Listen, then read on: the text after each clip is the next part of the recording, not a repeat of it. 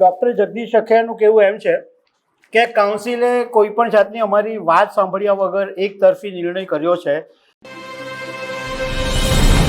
ગુજરાતના 3 ડૉક્ટરોને ફાર્મા કંપનીના ખર્ચે વિદેશ જવાનું ભારે પડી ગયું છે. ગુજરાત મેડિકલ કાઉન્સિલ દ્વારા મેડિકલ જગતની અંદર ખળભળાટ મચાવી નાખે એવું એક નિર્ણય લેવામાં આવ્યો છે અને મેડિકલ એથિક્સનું સરેઆમ ઉલ્લંઘન કરવા બદલ ગુજરાતના 3 ચામડીના રોગોના નિષ્ણાત ડૉક્ટરો સામે એક્શન લેવામાં આવ્યા છે. કાઉન્સિલે આ 3 ડૉક્ટરોને આગામી 13 મહિના માટે સસ્પેન્ડ કરી દીધા છે. આ સમયગાળા માટે એમનું રજિસ્ટ્રેશન પણ રદ કરી દેવામાં આવ્યું છે અને આ જે ડૉક્ટરો સસ્પેન્ડ કરવામાં આવ્યા છે એમાં સુરતના 2 ડૉક્ટર છે અને 1 અમદાવાદના છે. તો આના વિશે તમારી સાથે વાત કરીશ. મારું નામ રાજેશ શાહ છે અને તમે જોઈ રહ્યા છો ગુજરાતના સૌથી મોટા ડિજિટલ ન્યૂઝ પ્લેટફોર્મ ખબરછે.com. ગુજરાત મેડિકલ કાઉન્સિલે 3 ડૉક્ટરોની સામે શિસ્તભંગની કાર્યવાહી કરી છે. આ 3 ડૉક્ટરો ચામડીના રોગોના નિષ્ણાત છે. એમાં એક નામ છે ડૉક્ટર જગદીશ કુમાર સખિયા, જે સુરતના બહુ જ જાણીતા ડર્મેટોલોજીસ્ટ છે. ડૉક્ટર અમીશા સ્કિન સ્પેશિયાલિસ્ટ છે અને અમદાવાદના ડૉક્ટર ગીતા પટેલ એ પણ સ્કિન સ્પેશિયાલિસ્ટ છે.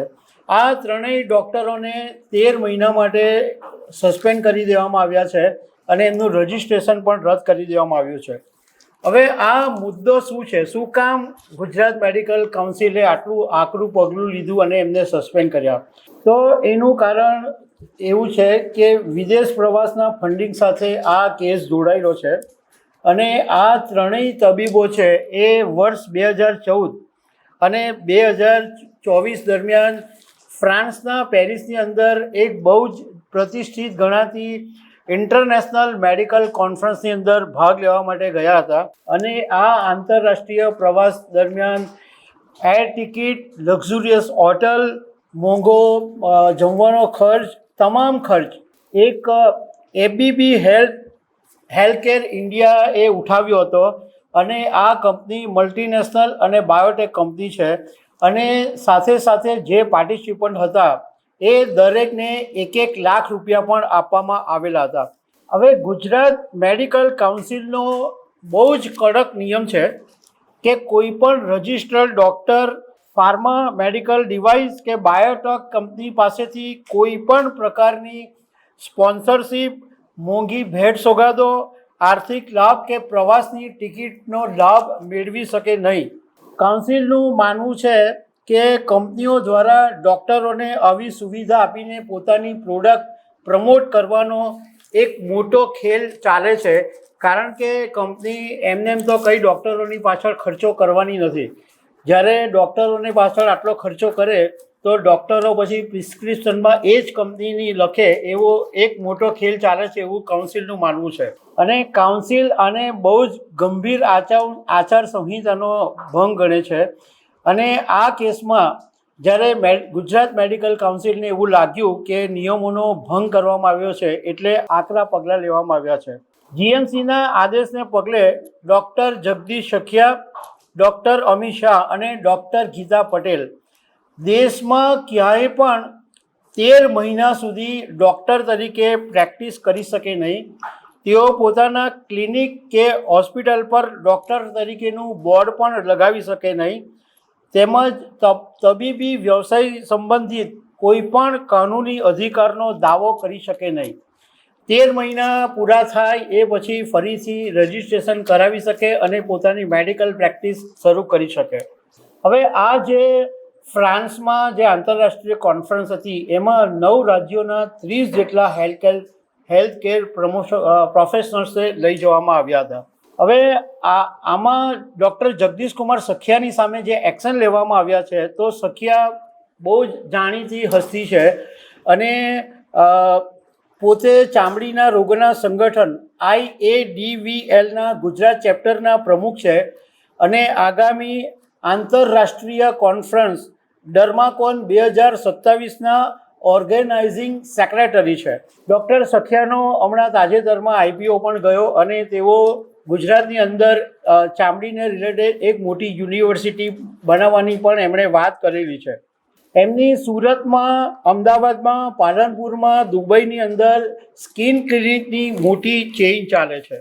હવે આ બાબતે જ્યારે આટલો મોટો ચર્ચાનો વિષય બન્યો એટલે અમે ડૉક્ટર જગદીશ સખિયાની સાથે વાત કરી હતી. તો ડૉક્ટર જગદીશ સખિયાનું કહેવું એમ છે કે કાઉન્સિલે કોઈપણ જાતની અમારી વાત સાંભળ્યા વગર એકતરફી નિર્ણય કર્યો છે અને સમગ્ર દેશમાંથી 30 ડૉક્ટરો એડવાન્સ ટેકનિક શીખવા માટે પેરિસ ગયા હતા અને કોઈ પણ રાજ્યએ આ એક્શન લીધા નથી. માત્ર અમારી સામે જ ગુજરાત મેડિકલ કાઉન્સિલે એક્શન લીધા છે અને એવું લાગે છે કે કાઉન્સિલની કોઈ ગેરસમજ થઈ ગઈ લાગે છે. ડૉક્ટર સખિયાએ કીધું કે ECRMP લો પ્રમાણે ડેલિગેટ હોય તો કંપની તબીબોને લઈ જઈ શકે છે. અમારે એનો ટેક્સ ભરવાનો હોય છે અને એ અમે ભરી દીધો છે અને અમે નેશનલ મેડિકલ કમિશનને અમારો પક્ષ રજૂ કરીશું એવું ડૉક્ટર જગદીશ સખિયાએ અમારી સાથે વાત કરી એમાં કીધું છે. હવે આ બાબતે અમે ગુજરાત મેડિકલ કાઉન્સિલના વાઇસ પ્રેસિડન્ટ ડૉક્ટર ચેતન પટેલની સાથે પણ વાત કરી અને ડૉક્ટર ચેતન પટેલને અમે કીધું કે ડૉક્ટર જગદીશ સખિયાનું કહેવું એવું છે કે કાઉન્સિલે એમની વાત નથી સાંભળી અને એકતરફી નિર્ણય લીધો છે.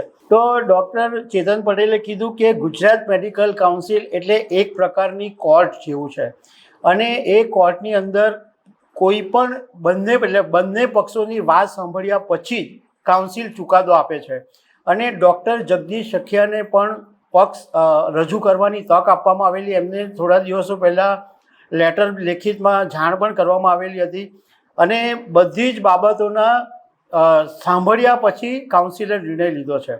ડૉક્ટર ચેતન પટેલને અમે એક સવાલ એ પૂછ્યો કે તમે એટલે ગુજરાત મેડિકલ કાઉન્સિલે નિર્ણય તો લઈ લીધો પરંતુ ડૉક્ટર જગદીશ સખિયા પ્રેક્ટિસ કરે છે કે નથી કરતા, એમની હોસ્પિટલમાં એમનું બોર્ડ છે કે નહીં એ જોવા કોણ જશે? તો ડૉક્ટર ચેતન પટેલે કીધું કે એ સામાન્ય રીતે કોઈ પત્રકાર અથવા કોઈ જાગૃત વ્યક્તિ હોય એ અમને જો ઇન્ફોર્મ કરે કે આ જે પગલાં લેવાયા છે એનું પાલન નથી કરવામાં આવી રહ્યું તો એ પછી અમે કાઉન્સિલના અપમાન કર્યું છે એવા વધારે કડક પગલાં લઈ શકીએ છીએ. આવું એમણે કીધું કે આવું કડી મહેસાણામાં બનેલું હતું કે એક ડૉક્ટરને સસ્પેન્ડ કરવામાં આવેલા પરંતુ એમણે 2 મહિના પછી તરત જ પોતાની પ્રેક્ટિસ ચાલુ કરી નાખેલી. તો એ વાતની જાણ થઈ તો ત્યારે ફરીથી એક્શન લેવામાં આવેલા. પરંતુ ભલે ડૉક્ટર ચેતન પટેલ કહે પરંતુ ગુજરાત મેડિકલ કાઉન્સિલ માટે બહુ જ અઘરું છે કે 13 મહિના સુધી ડૉક્ટર જગદીશ સખિયા, ડૉક્ટર અમિત શાહ કે ડૉક્ટર ગીતા પટેલ પાટિયા રાખતા નથી, પ્રેક્ટિસ કરતા નથી. એની જાણકારી રાખવી અસંભવ છે. બીજું કે એમણે એવું કીધું કે ડૉક્ટર જગદીશ સખિયા, ડૉક્ટર અમિત શાહ અને ડૉક્ટર ગીતા પટેલને 60 દિવસનો સમય આપવામાં આવ્યો છે એમની રજૂઆત કરવા માટે. એટલે 30 ઓગસ્ટ સુધી આ જે એક્શન લેવાયું છે એ 30 ઓગસ્ટ પછી લેવાશે. અત્યારે તેઓ ત્રણેય ડૉક્ટરો પોતાની પ્રેક્ટિસ ચાલુ રાખી શકે અને 60 ઓગસ્ટ સુધીમાં નેશનલ મેડિકલ કમિશનમાં જાય અને નેશનલ મેડિકલ કમિશનનો ચુકાદો આવે પછી એમની સામે આ એક્શન ચાલુ થશે. એટલે 30 ઓગસ્ટ સુધી તો હમણાં એમની પ્રેક્ટિસ ચાલુ રહેશે. તો દર્શક મિત્રો આવી અનેક વાતો સાથે અમે તમને મળતા રહીશું. આભાર.